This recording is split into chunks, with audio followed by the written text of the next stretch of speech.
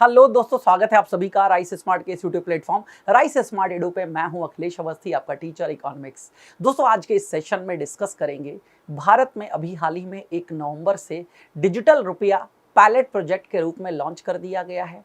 ठीक है, क्या है डिजिटल रुपया और किस तरीके से आरबीआई ने इसको लॉन्च किया है, अब क्या होंगे इसमें आगे चैलेंजेस और किस तरीके से ये डिजिटल रुपया काम करेगा, इन सभी के बारे में डिटेल में जानेंगे। और यह भी जानेंगे कि अभी भारत ने तो लॉन्च किया है, भारत के साथ साथ और ऐसे कितने देश हैं जहां पर वहां के केंद्रीय बैंक की डिजिटल करेंसी है। जानेंगे सब कुछ, जुड़े रहिएगा सेशन के एंड तक। तो अगेन न्यूज क्या है, न्यूज हमारे सामने आप देख लीजिएगा, यहां पर मेंशन है, क्या लिखा हुआ है यहां पर, RBI digital rupee pilot for wholesale segment from November 1। 1 नवंबर से पायलट प्रोजेक्ट के तौर पर डिजिटल रुपया को लॉन्च कर दिया गया है। पायलट का मतलब ये है अभी ये चलेगा, ठीक है, और सिर्फ होलसेल सेगमेंट के लिए है। मतलब अभी हमारे और आपके लिए, हम और आप रिटेल कस्टमर सेगमेंट में आते हैं, हमारे लिए नहीं, जो व्यापारी लोग हैं उनके लिए लॉन्च किया गया है, और वो भी ट्रायल के तौर पे। पायलट का मतलब है ट्रायल, सक्सेस होता है देन आगे इसको और एक्सटेंड किया जाएगा और हमारे और आपके लिए भी इसको लॉन्च कर दिया जाएगा। समझते हैं इसके कुछ और पहलुओं को, क्योंकि इसका कंपैरिजन क्रिप्टो करेंसी से भी किया जा रहा है, तो वो भी जानेंगे क्या ये एक क्रिप्टो करेंसी है। समझिएगा आप, सबसे पहले तो ये जान लीजिए क्या है सेंट्रल बैंक डिजिटल करेंसी। याद रखिएगा, इसको सीबीडीसी के नाम से जानते हैं। किस नाम से जानते हैं? सीबीडीसी, मतलब central bank digital currency. Central bank Bharat में कौन? रिजर्व बैंक ऑफ इंडिया, तो इसको हम reserve bank of India digital currency भी कह सकते हैं। तो सीबीडीसी दरअसल आरबीआई द्वारा जारी की गई एक डिजिटल करेंसी है। अभी तक हम जितनी भी डिजिटल करेंसी का इस्तेमाल करते हैं वो सभी डिजिटल करेंसी कॉमर्शियल बैंकों के द्वारा लॉन्च करी गई हैं। चाहे डेबिट कार्ड का इस्तेमाल करते हो, चाहे क्रेडिट कार्ड का इस्तेमाल करते हो, या फिर जितनी फिनटेक ऑर्गेनाइजेशन है जैसे पेटीएम है, फ्री चार्ज है, इनकी वॉलेट हम इस्तेमाल कर रहे हैं, इसमें कहीं पर भी केंद्रीय बैंक जारी नहीं करता है। हाँ, विनियमन करने का काम केंद्रीय बैंक का है तो वो करता है, लेकिन जारी यहां पर करते हैं कॉमर्शियल बैंक। समझिएगा, सीबीडीसी किसी देश का लीगल टेंडर है। लीगल टेंडर से क्या मतलब है? जैसे भारत में 2 चीजें लीगल टेंडर में आती हैं, एक है रुपया और वो भी कागज वाला, ठीक है, मतलब नोट और सिक्के। नोट और सिक्के लीगल टेंडर कहलाते हैं। लीगल टेंडर का मतलब यह है सरकार की मोहर है और कोई भी व्यक्ति एक्सचेंज में लेने से मना नहीं कर सकता। भारत की किसी भी दुकान पर आप चले जाएं तो क्या वो नोट या सिक्का नहीं लेगा? बिल्कुल लेगा, यहां पर ध्यान रखिएगा। और यही लीगल टेंडर जब किसी करेंसी से हटा लिया जाता है तो वो करेंसी क्या हो जाती है? चलन से बाहर हो जाती है। जैसे 2016 में डीमोनेटाइजेशन हुआ तो लीगल टेंडर हटा लिया गया, किसमें से? 500 रुपए के नोट से, 1000 रुपए के नोट से, तो उसी के बाद वो करेंसी चलना बंद हो गई। ठीक है, तो आज ये जो 2000 रुपए का नोट है या 500 रुपए का नोट है, just a piece of paper है, लेकिन क्योंकि भारत सरकार इस पर अपनी गारंटी देती है और ऊपर नोट पे लिखा भी होता है केंद्रीय सरकार द्वारा प्रत्याभूत, guaranteed by the central government, और एक लाइन नीचे लिखी होती है, मैं धारक को जितने रुपए का नोट है उतने रुपए अदा करने का वचन देता हूं। ये जो वचन वाला सिस्टम है ना, यही लीगल टेंडर है। ठीक है, तो सेंट्रल बैंक द्वारा जारी एक डिजिटल करेंसी है, इसे सेंट्रल बैंक डिजिटल रूप में जारी किया जाता है। यह किसी देश की मॉनेटरी अथॉरिटी, अब again central bank digital currency का जो मतलब यहां है वही मतलब किसी और देश के लिए। तो किसी भी देश की जो मॉनेटरी अथॉरिटी है, जैसे इंडिया में रिजर्व बैंक ऑफ इंडिया, ठीक है, अमेरिका में फेडरल रिजर्व, चाइना में सेंट्रल बैंक ऑफ चाइना, इस तरीके से, तो ये ऑफिशियल करेंसी का एक इलेक्ट्रॉनिक रिकॉर्ड या डिजिटल टोकन है। समझिएगा, आप किसी दुकान पे जाएं, उस दुकान पर आप डेबिट कार्ड देते हैं, क्रेडिट कार्ड देते हैं, अगर वो एक्सेप्ट नहीं करता है तो आप उससे जबरदस्ती नहीं कर सकते कि नहीं भाई आपको पेमेंट इसी में लेना पड़ेगा। वो डिनाई कर सकता है, क्योंकि डेबिट कार्ड और क्रेडिट कार्ड ये लीगल टेंडर नहीं है। लेकिन ये जो डिजिटल करेंसी होगी ये लीगल टेंडर होगी, इसमें कोई भी लेन देन करने से मना नहीं कर सकेगा।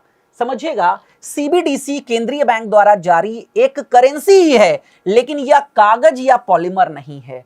जो कागज के रूप में अभी हम नोट इस्तेमाल करते हैं, तो ये कागज वाला नोट नहीं है, ये एक डिजिटल करेंसी है जो कि वॉलेट के रूप में हमें मिलेगी, जैसे अभी हम नंबर ऑफ कंपनीज की वॉलेट इस्तेमाल करते हैं। यह आरबीआई द्वारा शुरू की गई भारत की फिएट करेंसी। समझिएगा, फिएट करेंसी क्या होती है? फिएट करेंसी का मतलब होता है ऐसी करेंसी जिसका अपना कोई आंतरिक मूल्य नहीं होता है, जिसका अपना कोई आंतरिक मूल्य नहीं होता है। जैसे भारत में नोट, अब मैंने अभी बताया आपको कि 500 या 1000 या 10 रुपए, 20 रुपए, जितने रुपए का भी नोट है, क्या उसकी आंतरिक वैल्यू वही है? मतलब उस नोट पर से अगर लीगल टेंडर सरकार अपना आदेश हटा ले तो क्या वो उतने रुपए का बाजार में बिकेगा? नहीं, वो क्या रह जाएगा? मात्र एक कागज का टुकड़ा। इस समय अगर दिवाली की सफाई अभी घर में हुई होगी, अगर 500 या 1000 रुपए का पुराना नोट आपको कहीं से मिला होगा, तो वो अब क्या है? सिर्फ उस पर चूरन चटनी रख के खा लीजिए, इसके अलावा और उसका कोई इस्तेमाल नहीं है। वो क्या बन गया? एक कागज का टुकड़ा मात्र। ठीक है, लेकिन सोना है, चांदी है, ये भी किसी जमाने में चला करते थे। तो ये क्या है? ये है कमोडिटी। क्या है ये? कमोडिटी। ये बैक्ड होते हैं, इनको फिएट नहीं बोलते हैं, ध्यान रखिएगा। ठीक है, तो आरबीआई द्वारा शुरू की गई भारत की फिएट करेंसी जैसे भारतीय राष्ट्रीय रुपया जैसी होगी, और इसे फिजिकल करेंसी से एक्सचेंज किया जा सकेगा। ये करेंसी फिजिकल करेंसी से एक्सचेंज करके हमें मिल जाएगी। आरबीआई की वेबसाइट के मुताबिक यह एक इलेक्ट्रॉनिक रूप में सॉवरेन करेंसी है। सॉवरेन का मतलब होता है संप्रभु। संप्रभु का मतलब किसी दूसरे पर निर्भर नहीं है, इसकी अपनी खुद की वैल्यू है और इसकी वैल्यू चेंज नहीं होगी। जैसे कि क्रिप्टो करेंसी में बिटकॉइन वगैरह का मूल्य बदलता रहता है, तो यहां पर कोई मूल्य नहीं बदलेगा, जो सरकार फिक्स कर देगी वही मूल्य रहेगा। और केंद्रीय बैंक की बैलेंस शीट पर लायबिलिटी चलन में मुद्रा के रूप में दिखाई देगी। अब क्योंकि केंद्रीय बैंक इसे जारी करेगा, तो केंद्रीय बैंक अपनी बैलेंस शीट में जितना भी जारी करेगा वो अमाउंट कहां पर रखेगा? लायबिलिटी साइड में। केंद्रीय बैंक की जब बैलेंस शीट बनेगी तो उसकी लायबिलिटी में चलन में मुद्रा के रूप में उस करेंसी को दिखाया जाएगा जितना जारी कर दिया जाएगा। देन इस मुद्रा को कानूनी मान्यता प्राप्त होगी। सबसे बड़ी बात, अभी मैंने आपको बताया कि debit card, credit card, wallet से अगर आप किसी दुकान पर पेमेंट करते हैं और वो स्वीकार नहीं कर रहा है, तो आप उसको बाध्य नहीं कर सकते। ठीक है, लेकिन ये लीगल टेंडर होगा, जैसे कोई रुपया या सिक्का लेना मना नहीं कर सकता, वही बात यहां पर भी होगी। इससे सभी प्रकार के लेन देन किए जा सकेंगे। आगे समझिएगा, कितने तरह की है सेंट्रल बैंक डिजिटल करेंसी? ये करेंसी दो प्रकार की है। एक व्यापारी वर्ग के लिए, जो बड़ी बड़ी कंपनियां, कॉरपोरेट हैं, उसके लिए कहा जाएगा सीबीडीसी होलसेल, और जिसमें हम और आप डील करेंगे इंडिविजुअल कस्टमर, उसके लिए कहा जाएगा सीबीडीसी रिटेल। तभी याद रखिएगा, 1 नवंबर से जो शुरू की गई है पायलट के तौर पर, वो होलसेल सेगमेंट के लिए है, ना कि रिटेल सेगमेंट के लिए, हमारे और आपके लिए। तो 1 नवंबर से शुरू हुई डिजिटल करेंसी होलसेल है। इसका इस्तेमाल बड़े वित्तीय संस्थान, जिसमें बैंक, बड़ी नॉन बैंकिंग फाइनेंशियल कंपनियां जैसे पेटीएम वगैरह है, मुथूट फाइनेंस है, ठीक है, और दूसरे बड़े सौदे करने वाले संस्थान करेंगे। सीबीडीसी रिटेल बाद में जारी होगी। ये रिटेल जब जारी होगी तब फिर से एक सेशन मैं बना करके आपको बता दूंगा। फिलहाल अभी जारी नहीं करी जा रही है, इन फ्यूचर जारी होगी। इसका इस्तेमाल लोग रोजमर्रा के लेन देन के लिए कर सकेंगे। जैसे आज की डेट में कोई क्यूआर कोड आपको मिलता है, स्कैन करके पेमेंट कर देते हैं। रोजमर्रा की चीजों में आस पड़ोस में शॉप्स हैं, जा रहे हैं, पेमेंट कर रहे हैं, तो वही काम आप कर सकेंगे। लेकिन ये बैक्ड बाय किसके द्वारा होगी? केंद्रीय बैंक। अभी जो आप इस्तेमाल कर रहे हैं वो या तो किसी फिनटेक ऑर्गेनाइजेशन या फिर कॉमर्शियल बैंक। समझिएगा आगे, इलेक्ट्रॉनिक भुगतान से यह कैसे अलग है? अभी यही बातें मैं बता रहा हूं। अभी आपको अगर कहीं पैसे ट्रांसफर करने हो या कहीं भुगतान करना हो तो बहुत सारे विकल्प आपको मिलते हैं, जैसे कि वर्तमान में सभी डिजिटल भुगतान स्वरूपों के केंद्र में बैंक। अभी जितने भी डिजिटल पेमेंट्स आप करते हैं, सभी में इंटरमीडियरीज कौन है? इंटरमीडियरीज हैं कॉमर्शियल बैंक्स। पूरा कंट्रोल कौन देखता है? Reserve bank of India. लेकिन मध्यस्थ कौन है? यहां पर कॉमर्शियल बैंक्स हैं।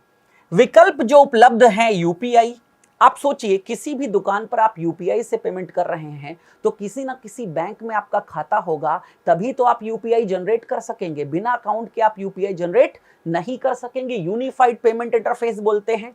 NEFT, national electronic fund transfer, RTGS, real time gross settlement, IMPS, immediate payment service, USSD. ठीक है, यूएसएसडी मोबाइल पेमेंट होता है। Wallet, card payment. वॉलेट आप जानते हैं, पेटीएम वॉलेट है, फ्रीचार्ज वॉलेट है, मोबीक्विक वॉलेट है, नंबर ऑफ वॉलेट्स हैं। ठीक है, अमेजॉन वॉलेट है। और कार्ड में डेबिट कार्ड और क्रेडिट कार्ड आ गया। इतने सारे विकल्प हैं, लेकिन इन सभी विकल्पों में मध्यस्थ कौन? Commercial bank. आगे समझिएगा, सीबीडीसी के द्वारा मध्यस्थों को हटाने की कोशिश। अब ये जो डिजिटल रुपया है ना, ये क्योंकि केंद्रीय बैंक जारी करेगा तो इसके बीच में कॉमर्शियल बैंक नहीं होंगे, तो किसी भी प्रकार का कोई मध्यस्थ नहीं होगा, उनको हटाने की कोशिश है। सभी लेन देन प्रत्यक्ष तौर पर केंद्रीय बैंक आरबीआई के माध्यम से किए जाएंगे, यही मैंने आपको बताया। ठीक है, आगे समझते हैं, क्या यह एक क्रिप्टो करेंसी है? बहुत से लोगों के दिमाग में जो एक भ्रांति है वो ये कि ये तो क्रिप्टो करेंसी जैसी होगी। क्रिप्टो करेंसी मतलब जो सबसे ज्यादा नाम आता है वो है बिटकॉइन, वरना तो नंबर ऑफ कॉइन्स हैं। बिटकॉइन है, वन कॉइन है, ईथरम है, बहुत सारी क्रिप्टो करेंसीज हैं। तो ये क्रिप्टो करेंसी नहीं है। हालांकि कुछ समानताएं देखने को मिल सकती हैं, लेकिन ये उनसे अलग है। कैसे है वो मैं आपको बता रहा हूं, समझिएगा।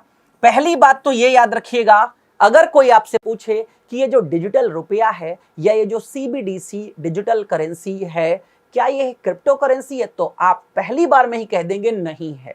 पहली बात, ठीक है, क्यों नहीं है समझिएगा। भारतीय रिजर्व बैंक सीबीडीसी का एक लीगल टेंडर होगा। क्या क्रिप्टो करेंसी किसी कंट्री का लीगल टेंडर है? बिल्कुल भी नहीं है। बस एक देश है, अभी आगे बताऊंगा, जिसने क्रिप्टो करेंसी को स्वीकार किया है एज अ लीगल टेंडर, लेकिन अदरवाइज नहीं है, समझ लीजिएगा। तो भारतीय रिजर्व बैंक का सीबीडीसी एक लीगल टेंडर होगा। पहली बात, लीगल टेंडर का मतलब किसी सरकार के द्वारा मान्यता प्राप्त होगी वो करेंसी, इसे आरबीआई जारी करेगा, इसलिए इसमें जोखिम नहीं होगा। बिटकॉइन में, वन कॉइन में जो लोग पैसे इन्वेस्ट कर रहे हैं, डाउनफॉल में भी तो जाता है। ठीक है, तो वहां पर जोखिम है, यहां पर किसी भी प्रकार का जोखिम नहीं होगा डिजिटल रुपया में। इससे देश में आसानी से खरीदारी हो सकेगी। अभी भारत में शायद कोई ऐसी शॉप मिल जाए जो क्रिप्टो करेंसी में पेमेंट लेती हो, अदरवाइज आपको नहीं मिलेगी, लेकिन इसमें पेमेंट सभी लोग लेंगे, क्योंकि हमारे देश के केंद्रीय बैंक ने कह दिया ना, जैसे कि नोट हर कोई लेता है ना, कोई ये नहीं कहता है नहीं भाई हम नोट में पेमेंट नहीं लेंगे, जाओ घर से सोना लेकर के आओ। ठीक है, सेम एज यहां पर ये प्राइवेट वर्चुअल करेंसी बिटकॉइन से एकदम अलग होगी, क्योंकि क्रिप्टो करेंसी को किसी केंद्रीय प्राधिकरण द्वारा नियंत्रित नहीं किया जाए। ये सबसे बड़ी बात है। जो क्रिप्टो करेंसी उससे कोई नियंत्रित करता ही नहीं है, ना तो उसका डेवलपर, ना किसी देश की सरकार। आप मान्यता भले दे लो, लेकिन उसका नियंत्रण नहीं किया जा सकता है, क्योंकि वो एक ब्लॉकचेन सिस्टम है, ओपन सोर्स सिस्टम है, याद रखिएगा इस बात पर।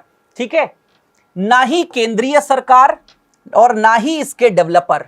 ठीक है, जैसे बिटकॉइन की जब बात आती है तो इनके डेवलपर का नाम सामने आता है, जिनका नाम था सतोशी नाकामोटा। सतोशी नाकामोटा, ध्यान रखिएगा इस बात पर। ठीक है, इस पर एक बार क्वेश्चन पूछा गया था कि बिटकॉइन के डेवलपर कौन है, सतोशी नाकामोटा। देन बिटकॉइन जैसी इन करेंसी को सभी देशों में मान्यता नहीं मिलती है। ऑब्वियसली जो देश चाहे इसको मान्यता दे सकता है। अभी पूछूंगा आपसे और बताऊंगा, अगर आपको लगता है तो कमेंट सेक्शन में पहले जवाब दे दीजिएगा। साथ ही प्राइवेट वर्चुअल करेंसी के किसी सरकार से नहीं जुड़े होने की वजह से इसमें जोखिम बहुत होता है। जब सरकार किसी चीज को अप्रूव कर देती है या वहां का केंद्रीय बैंक अप्रूव कर देता है, तो हमें क्या है, एक सुकून मिल जाता है, क्योंकि अब वहां पर ट्रस्ट जुड़ गया। और जहां फाइनेंस की बात आती है, पैसे की, वहां ट्रस्ट का होना बहुत जरूरी है। आज अगर हम और आप बैंक में अपना पैसा जमा करते हैं तो क्यों? Because of trust. अगर ट्रस्ट ना हो तो वो पैसा हम बैंक में ना जमा करें। जैसे पहले के लोग बैंक वगैरह में पैसे नहीं रखते थे, जब ब्रिटिश एरा था, बैंकिंग तब भी थी, लेकिन लोग जमा नहीं करते थे। क्यों? क्योंकि ट्रस्ट नहीं था। समझिएगा, तो ये कंफर्म हो गया कि यस, ये एक क्रिप्टो करेंसी नहीं है। कुछ समानताएं हैं यहां पर, लेकिन जो असमानताएं हैं वो मैंने आपको यहां पर बता दिया। आगे समझिएगा, किन किन देशों ने अब तक central bank digital currency launch की है? रिजर्व बैंक ऑफ इंडिया ने तो लॉन्च कर दी, लेकिन और किन किन देशों ने लॉन्च करी है? ठीक है, क्या हम फर्स्ट पे हैं? नहीं। ऑब्वियसली जुलाई 2022 तक का जो डेटा है उसके हिसाब से 4 केंद्रीय बैंकों ने अपने देश की सीबीडीसी लॉन्च करी है। वो 4 देश कौन कौन से हैं समझ लीजिएगा। Central bank of the Bahamas, ये सैंड डॉलर के नाम से। Eastern Caribbean central bank, D cash के नाम से, ठीक है, डी कैश के नाम से। सेंट्रल बैंक ऑफ नाइजीरिया, इसने ई नायरा के नाम से लॉन्च किया है। और बैंक ऑफ जमैका जैम डेक्स के नाम से। तो ये वो 4 केंद्रीय बैंक हैं जो पहले ही इस डिजिटल करेंसी को लॉन्च कर चुके हैं। आगे देखते हैं डिजिटल रुपये से क्या फायदा होगा। आरबीआई का ये जो डिजिटल रुपया है सीबीडीसी, से क्या फायदा होगा समझिएगा। पहला फायदा है मुद्रा प्रबंधन की कमी आएगी। दोस्तों हार्ड कैश का मैनेजमेंट करना और डिजिटल का मैनेजमेंट करना दोनों में बहुत फर्क है। डिजिटल की लागत कम होती है। जब पहले आप एनईएफटी वगैरह से बैंक ब्रांच में पैसे भेजने जाते थे तो चार्ज लगता था, अभी भी लगता है, लेकिन ऑनलाइन जब आप करते हैं तो आपसे कोई शुल्क नहीं लिया जाता है क्योंकि वहां बैंक की लागत कम है। ठीक है, आप ब्रांच जाते हैं तो एक एम्प्लॉय अटेंड करेगा ना, एम्प्लॉय रखना पड़ेगा ना। वही ऑनलाइन क्या है, आपने सीधे रिक्वेस्ट जनरेट कर दी, तो प्रबंधन में कमी आती है, प्रबंधन की लागत में कमी आती है, ध्यान रखिएगा। तो फिएट मुद्रा है। अब फिएट मुद्रा का मतलब ये जो नोट है, नोट को प्रिंट करोगे तो उसका भंडारण भी कहीं करना होगा, भंडारण करने के बाद वितरण भी करना होगा। भाई नासिक में नोट छपता है, कहां पहुंचता है? हम तक। तो वो जो वितरण में पैसा खर्च हुआ वो इसमें नहीं खर्च होगा। ठीक है, समझ लीजिएगा। नासिक है, देवास, सालबनी और मैसूर, 4 जगह हैं जहां पर नोट प्रिंट होते हैं। इन्हीं 4 जगहों से पूरे देश में क्या होता है? वितरण होता है। कभी कभी हम एटीएम से पैसे निकाल के लाते हैं ना, तो एकदम नए नोट निकल के आते हैं करारे, तो वो कहां से आए तो प्रिंट होकर के ना। तो ये लागतों में कमी आएगी क्योंकि डिजिटल में ये लागत नहीं होगी। देन रियल टाइम भुगतान भी सुनिश्चित। रियल टाइम भुगतान का मतलब तुरंत पेमेंट आपने कर दिया। ठीक है, मध्यस्थ बैंकों की भूमिका समाप्त होगी। अभी तक जितना भी डिजिटल करेंसी है उसमें बैंक मध्यस्थ हैं, इसमें बैंकों मध्यस्थ हो जाएंगे, खत्म हो जाएंगे, क्योंकि ये केंद्रीय बैंक के द्वारा ही नियंत्रित है और जारी भी किया जाएगा। क्रिप्टो करेंसी की अस्थिरता के कारण होने वाले नुकसान को कम करेगा। ठीक है, नुकसान को कम करेगा। तो क्रिप्टो करेंसी में जो अस्थिरता है, कभी वैल्यू कम कभी वैल्यू डाउन, तो उसमें जो अस्थिरता है वो यहां पर नहीं होगी। घरेलू भुगतान के साथ साथ विदेशी भुगतान को भी सक्षम बनाएगा। अभी घरेलू भुगतान तो करेगा ही, फिर इससे क्या हो सकेगा, जब विदेशी भुगतान हम करते हैं कहीं फॉरेन पेमेंट, तो भी इस डिजिटल करेंसी से कर सकेंगे क्योंकि ये गवर्नमेंट के द्वारा बैक्ड होगी। ध्यान रखिएगा इस बात को। देन केंद्रीय बैंक द्वारा नियंत्रित, इसका नियंत्रण किसी कॉमर्शियल बैंक के द्वारा नहीं किया जा रहा है। किसके द्वारा? केंद्रीय बैंक के द्वारा। केंद्रीय बैंक मतलब फिर हम यहां पर गवर्नमेंट को भी रिलेट कर सकते हैं। ग्राहकों को भुगतान के दौरान सुरक्षा का आश्वासन प्राप्त होगा। ठीक है, क्योंकि जब देश का केंद्रीय बैंक कह रहा है आज हम नोट इस्तेमाल कर रहे हैं बेधड़क होकर के, ठीक है, तो क्यों पेमेंट ले रहे हैं या पेमेंट दे रहे हैं, क्यों? क्योंकि ट्रस्ट लगा है गवर्नमेंट का। वही बात यहाँ है। तो ये सारे फायदे हैं जो डिजिटल रुपया से होने वाले हैं। देन डिजिटल रुपया से संबंधित कुछ अन्य मुद्दे। अब देखिए, कोई नई चीज या नई टेक्नोलॉजी, नई तकनीक बाजार में आती है तो उससे संबंधित कुछ चैलेंजेस भी होते हैं। तो यहाँ पर इस डिजिटल रुपया से संबंधित कौन कौन से चैलेंजेस हैं देखिएगा। पहला चैलेंज है किस तरह की तकनीक का प्रयोग होगा, मतलब टेक्नोलॉजी कौन सी इस्तेमाल की जाएगी इस डिजिटल करेंसी के लिए, उसका भी कंफर्मेशन नहीं है। देन क्या दायरा होगा, इसका दायरा क्या होगा, कहां कहां तक पहुंचाया जा सकेगा, ठीक है, किन किन लोगों तक इसकी पहुंच होगी, तो वो दायरा भी धीरे धीरे कंफर्म किया जाएगा। देन किन किन अधिनियमों में संशोधन होगा, समझिएगा। अभी तक रिजर्व बैंक ऑफ इंडिया के जितने भी अधिनियम है, जैसे reserve bank of India act 1934, उसमें कहीं पर डिजिटल करेंसी के बारे में कोई भी कानून नहीं है। उसमें जितने भी कानून है वो सब कागज और सिक्के से संबंधित हैं। तो कौन कौन से कानूनों में परिवर्तन किया जाएगा, क्योंकि ये कानूनी मुद्रा है ना, तो कानून तो बदले जाएंगे ना। तो अभी ये नहीं पता कि कहां कहां क्या क्या बदलाव किया जाएगा। देन सुरक्षा के खतरों को नियंत्रित किया जाएगा। कैसे नियंत्रित किया जाएगा? क्योंकि ऑनलाइन मौजूद किसी भी चीज को हैक किया जा सकता है। सबसे ज्यादा अगर आज भी भारत में डिजिटल पेमेंट बढ़ा तो है, लेकिन फिर भी अभी भी रूरल एरियाज में चले जाओ, रूरल इकोनॉमी में चले जाओ, तो बहुत से लोग डिजिटल पेमेंट करने में झिझकते हैं। उसका रीजन है वो उसको सुरक्षित नहीं मानते हैं। वो ये मानते, इवन आज भी भारत में बहुत सारे ऐसे बैंक अकाउंट हैं जिन्होंने डेबिट कार्ड या इंटरनेट बैंकिंग ली ही नहीं है। उनको अगर 500 रुपए भी निकालने होते वो ब्रांच जाते हैं। जो बड़े बुजुर्ग हैं उनको भरोसा ही नहीं इन सब चीजों पर, उनको लगता है कि अरे यहां पर कुछ भी हो सकता है। ठीक है, तो अगेन यहां पर ध्यान रखिएगा, अगर चीजें ऑनलाइन है तो वो हैक की जा सकती हैं, तो उस पर क्या क्या काम किया गया है इसका भी कंफर्मेशन नहीं है। देन डिजिटल साक्षरता का कम दायरा, ये कम है यहां पर, कम दायरा भारत में। याद रखिएगा, अब इसको इस्तेमाल करने के लिए डिजिटल साक्षर होना पड़ेगा, क्योंकि नोट या सिक्कों के लिए तो डिजिटल साक्षर नहीं, साक्षर फिर भी होना चाहिए। अगर आपको पता ही नहीं होगा, 20 का नोट आप पहचानते ही नहीं होंगे, ट्रांजैक्शन कैसे कर पाएंगे? तो साक्षरता तो वहां भी चाहिए, लेकिन प्रैक्टिकल साक्षरता भी चलेगी। ठीक है, वो भी ध्यान रखिएगा। तो यहां पर डिजिटल साक्षरता चाहिए इसको इस्तेमाल करने के लिए। जैसे आज भी क्यूआर कोड वगैरह से हर कोई पेमेंट नहीं कर सकता ना, वॉलेट की नॉलेज होनी चाहिए, उसमें पैसे कैसे ऐड किए जाते हैं इसकी नॉलेज होनी चाहिए, याद रखिएगा। इससे संबंधित एक बात समझ लीजिएगा, भारत का पहला स्टेट जो 100% मतलब डिजिटल साक्षर बन गया वो क्या है? केरला, मतलब डिजिटल साक्षर, ध्यान रखिएगा। देन क्या आप जानते हैं, अब आपको कुछ बताना है, क्या आप जानते हैं? ये रहा पहला प्रश्न आपके लिए, एक तरीके से जल्दी से बताइए। सॉरी, बिटकॉइन को क्या आप जानते हैं? पहला क्वेश्चन आपके लिए, जल्दी से बताइए। बिटकॉइन को कानूनी मान्यता देने वाला पहला देश कौन सा है जिसने बिटकॉइन को कानूनी मान्यता दी है? मतलब एक तरीके से उस देश के सरकार ने कह दिया यस, हमारे देश में ये लीगल है, मतलब आप लोग इसमें पेमेंट ले सकते हो। तो ये है एल सल्वाडोर। एल सल्वाडोर, और ये सेंट्रल अमेरिकन कंट्री है, सेंट्रल अमेरिकन कंट्री। एक अगला क्वेश्चन आपके लिए, जल्दी से बताइए क्या है इसका सही ऑप्शन? एक बड़ी अर्थव्यवस्था द्वारा जारी की जाने वाली पहली डिजिटल मुद्रा, एक मेजर इकोनॉमी जिसने एक डिजिटल मुद्रा लॉन्च करी है, और ये भी अभी पायलट प्रोजेक्ट में ही है, अभी प्रॉपर लॉन्च नहीं किया गया है, इसका ट्रायल चल रहा है। तो किसने जारी किया है? मैं बता देता हूं आपको, ये जारी किया है चाइना ने। चाइना की जो करेंसी है जिसे रेनमिबी के नाम से जानते हैं, ठीक है, चाइनीज युआन के नाम से भी जानते हैं, बट रेनमिनबी है। तो चाइना ने डिजिटल आरएमबी लॉन्च कर दिया है, 2020 में लॉन्च किया था, लेकिन अभी रिसर्च के तौर पे उसका ट्रायल चल रहा है। ठीक है, इस बात को ध्यान रखिएगा। तो ये थी आज के लिए आपके लिए information related to central bank digital currency. कैसी लगी आपको इन्फॉर्मेशन? कमेंट सेक्शन में मुझे जरूर बताइएगा। मिलते हैं आपसे नेक्स्ट सेशन में, तब तक के लिए टाटा बाय बाय।